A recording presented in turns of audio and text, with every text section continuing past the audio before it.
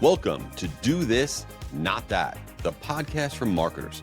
We share quick tips, things you can do right now, and then we add a little bit of chaos at the end of every episode.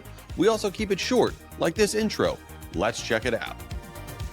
We are back for Do This, Not That podcast presented by Marigold, and we have possibly an all-time guest here today. We really do.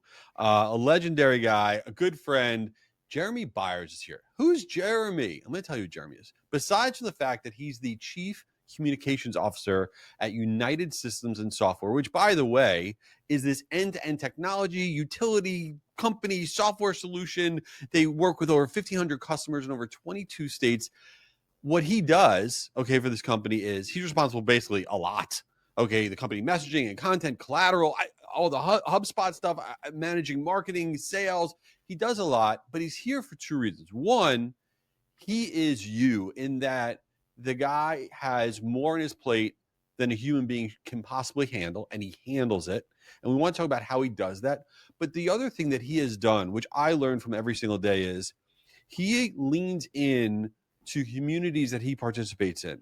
Like in my universe, our Guru Media Hub community, he is in there commenting, participating in our webinars, our events, and he has built a network from this participation, and he's elevated his career. He's met all these people because he leans in to his human side, and it makes everybody want to connect with him, and we want to tap into his playbook, what he's doing. So Jeremy, it is an honor to have you here, man.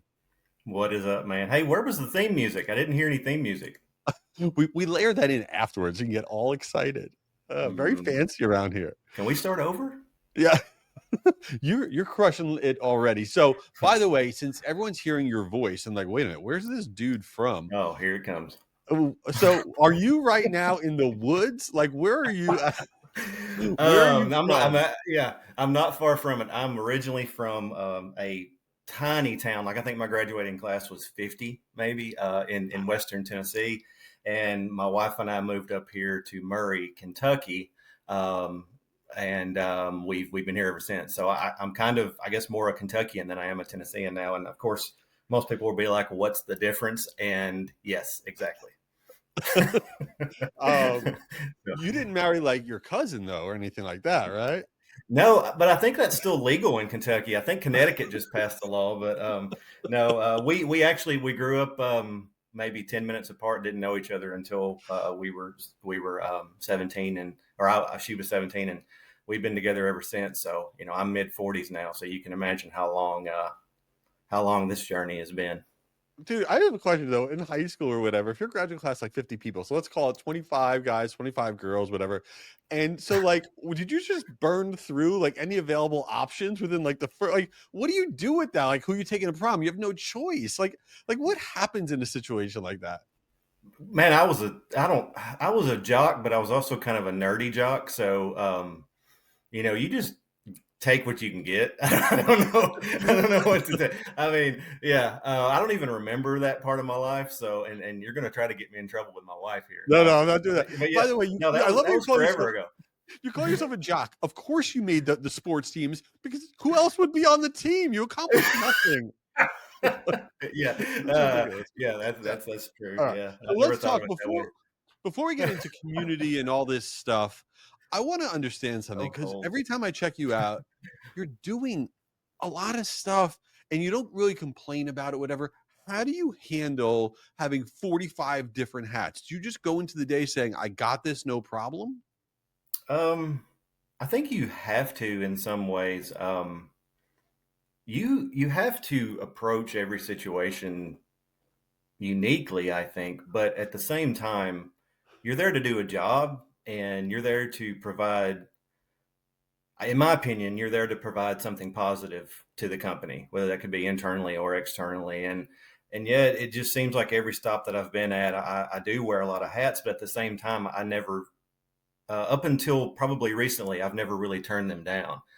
And you sort of need to, I was at a seminar actually last night with Evie I got to get her last name right, Evie Pomporis.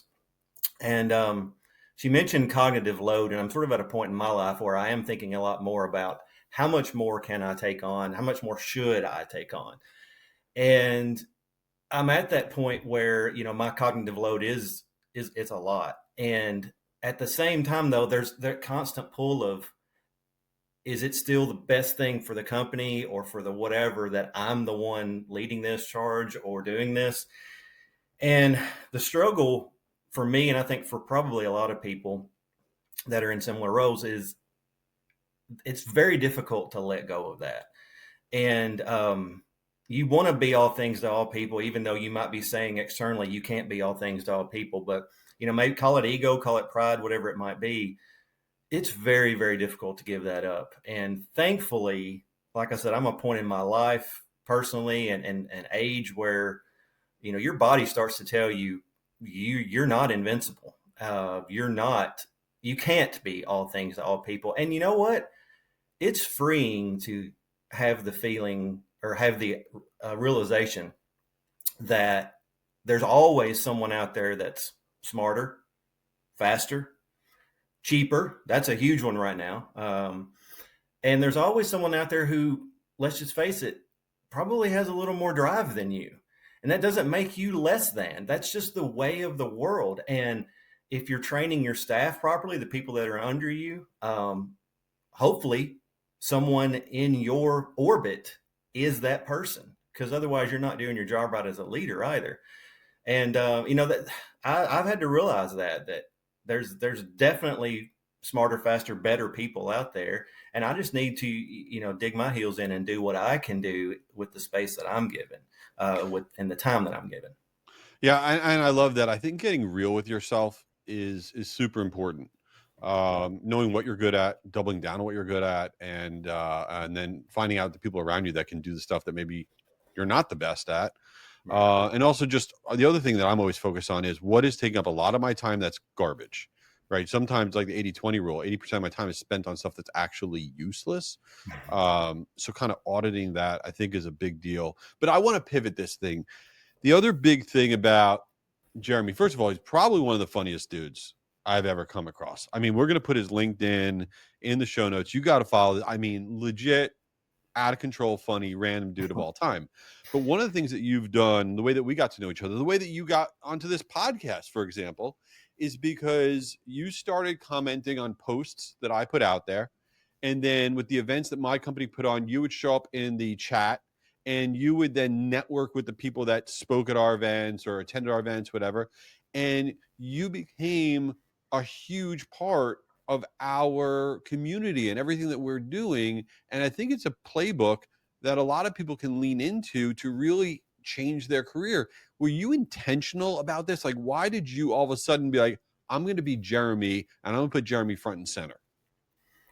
I don't know that it was intentional. I think the stars aligned in a way, which that sounds extremely sort of over the top, but a lot of things happened in the last 4 or 5 years that really sort of to bring all this together. And there's actually a quote that another connection, Christina Garnett, said actually this morning, and she said, "If you want a village, be a villager."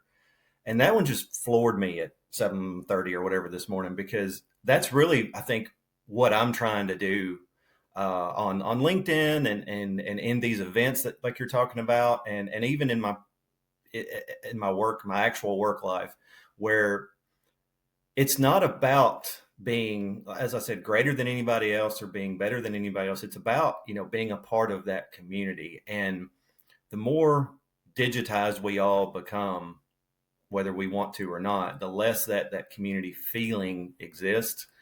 And there's a lot of people that are struggling, whether they are they've got job insecurity, or they have no job right now currently, or they're just dealing with crippling imposter syndrome, which I deal with 1 or 2 times a week without question. So for me, I want to be evidence as much as I can that, we're really here just for a short amount of time. Let's have some fun with it. Let's try to bring everybody together. Let's have empathy. Let's have respect. And let's provide an avenue where people can smile, can laugh, can fail. Because here's the thing about trying to be funny, and I appreciate the comments, but gosh, I struggle with it so mightily. The thing about that is it's kind of like sales, and I'm not a salesperson. I don't lead sales. It's awful. I hate it.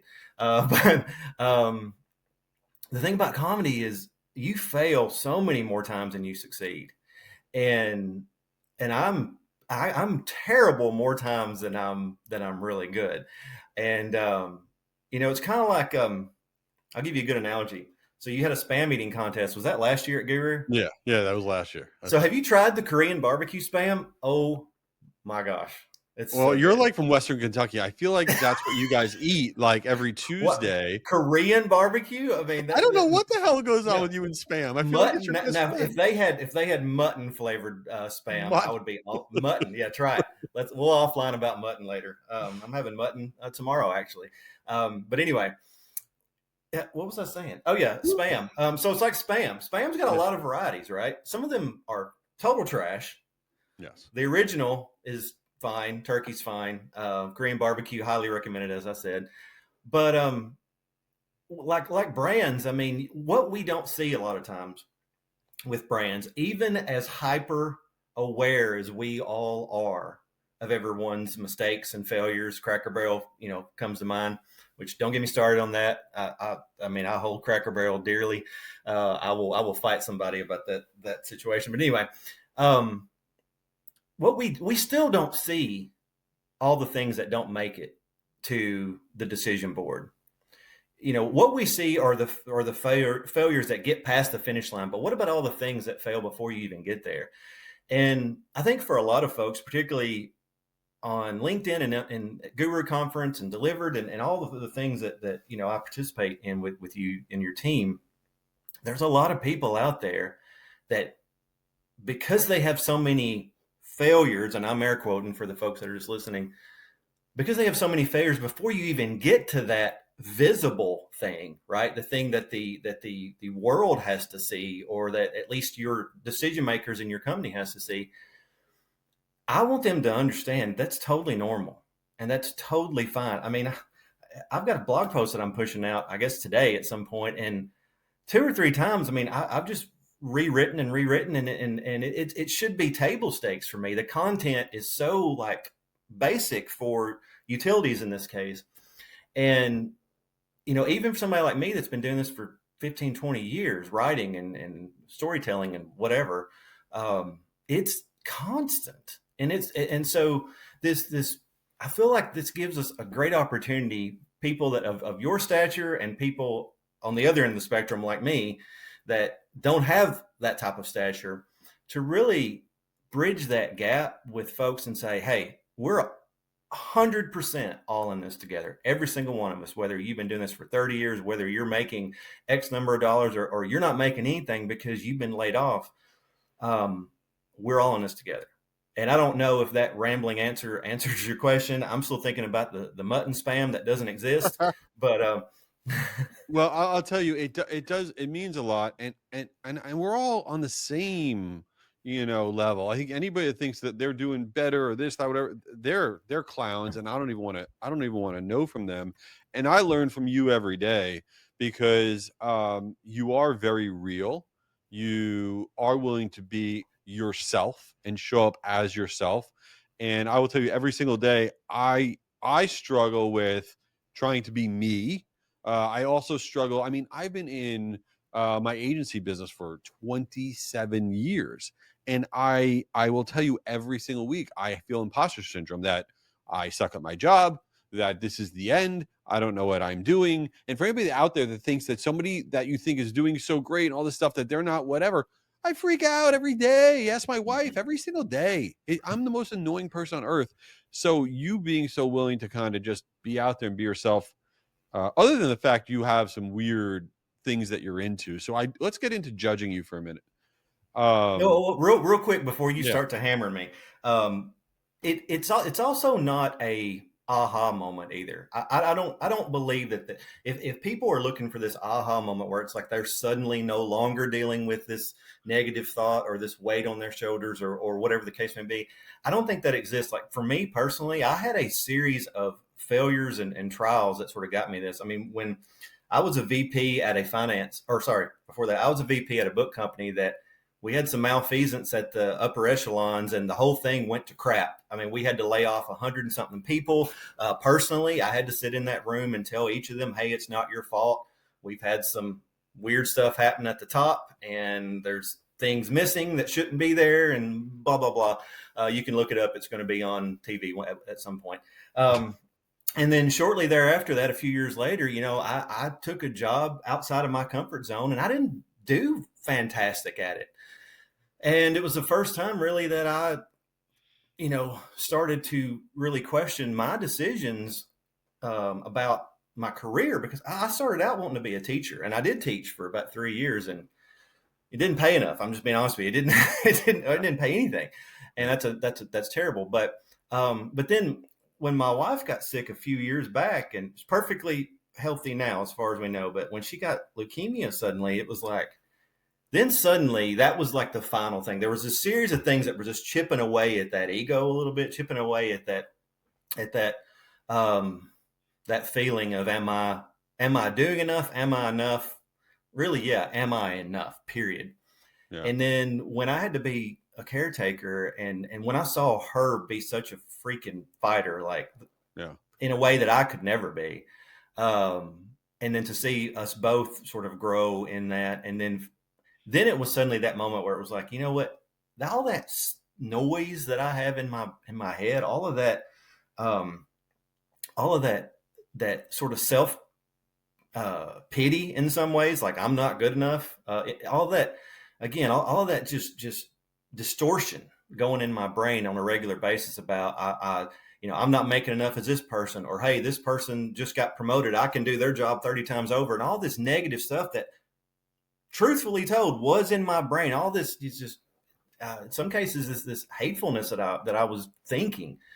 All that finally just sort of washed away after those series of events, and particularly when the universe hit me right in the cojones a little bit and said, dude, you're not in control, so ride the wave, and so I want people to realize that, if you're in that position, don't wait for this, grand thing to happen.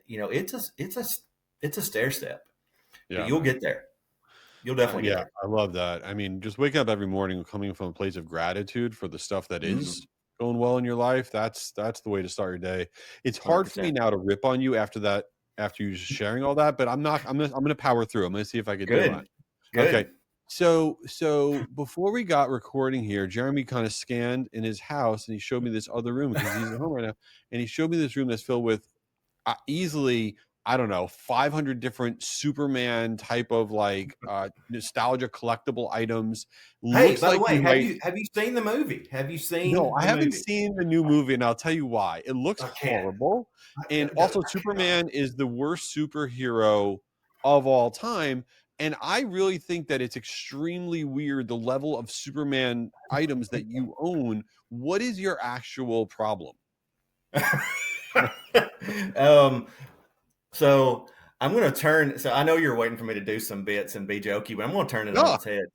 So I'm going to be real with you. So, I had a we'll just say a problematic childhood. I had some stuff go down, and one of the constants when we were moving as much as we were and dealing with what we were dealing with was I had this Super Friends coloring book it would have been from 76, I think, because it predates me, but I had it. And I had this one figure, which I'm looking for, but basically it's the old version of this guy right here. This is the newest one that just came out, right? From 1984, I believe. My wife bought me a new version a few years back, of course. But those were the only two constants really in my life. And I'm not...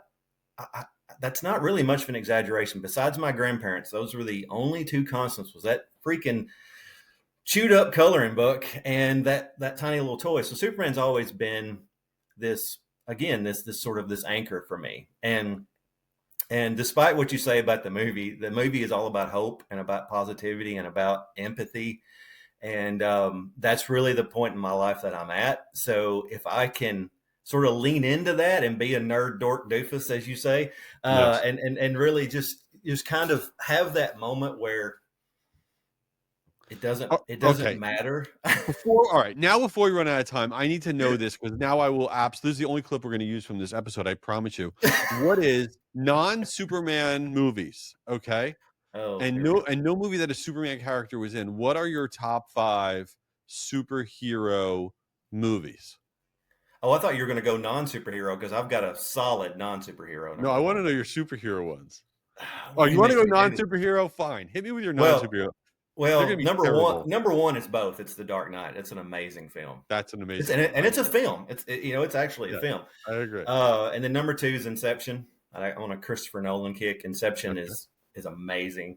And then after that, I love the Back to the Future movies. I'm such a dork, but of course they're dated now because we're long past the future in those. But yeah, it's just a guilty pleasure. I've always loved those, and those two have sort of there's a reason behind those as well. But yeah, those are my top 3. I don't know that I can give you 4 or 5. So let me ask you a question about all that. Superman. Now, we've lost every listener. So just to be clear, okay? Would you agree, though, Back to the Future 3, the Western theme was terrible, and would you also agree that Superman, the old series where it had Richard Pryor, that movie was terrible, and then the one where they had the guy from the sun was terrible? Do you agree on all of that? From the sun. I can't even right now. He wasn't from the sun. You're talking about Superman 4 Quest for Peace, by the way. Yeah. I'll be, again, totally transparent here. The original Christopher Reeve movies, despite the replica newspaper I have behind me, I don't love them. I really don't. Not the first one? What are you talking about? I don't think they age well at all. I think they're way too hokey. And if there's any Superman fans listening, they're going to probably roast me later. But they should roast you. But yeah, no, Back to the Future 3 was epic. That ending, that open ending with the train. I mean, come on. Terrible. Mary Steenburgen, she was amazing. No. Ted Danson's wife. That's also a a great. That's really good thing. That's a great show, by the way. Ted Danson's show. What the hell is it called? The next season's coming out on Netflix, like in November. Have you listened to his podcast though? Yeah, it's not bad. It's not bad. Well, not bad. Well, aren't we fancy? Well, speaking of not bad, you're not bad, Jeremy. We're gonna put it in the show notes. We're gonna put your LinkedIn in there. What should everyone do to get involved with your world, or are you too important? You don't want anybody kind of connecting with you? No, absolutely. LinkedIn is really the only thing that I spend any time on. So I'm the only Jeremy Byars on there that I know of. So JeremyByars, not with an E, because we were illiterate when we came over from Scotland. Yeah, and just if you're in the utility industry, I'd love to chat, of course. But definitely find me on LinkedIn. Hey, and despite what Daniel Murray says, Jay, you're not too bad. I mean, you're a pretty good dude. I'll text him right after this. You're awesome, man. I can't thank you enough for just being the absolute most incredible member of the Guru Media Hub community. You're a legend. Thanks for doing this, and we'll check you soon. All right, man. Take care. You did it. You made it to the end. But wait, the party is not over. Listen, I want to keep hanging out. Subscribe to this podcast, and if it wasn't the worst podcast you've ever listened to, give it a 5-star review. Why not? But you know what? I want to do even more with you. Go to gurumediahub.com and we can partner there. You can find out about all of our free events, all of our stuff. And if you're epically bored, go to jayschwedelson.com and we could stay connected. You could find my newsletter and everything else I got going on. Thanks for being here and hope you subscribe.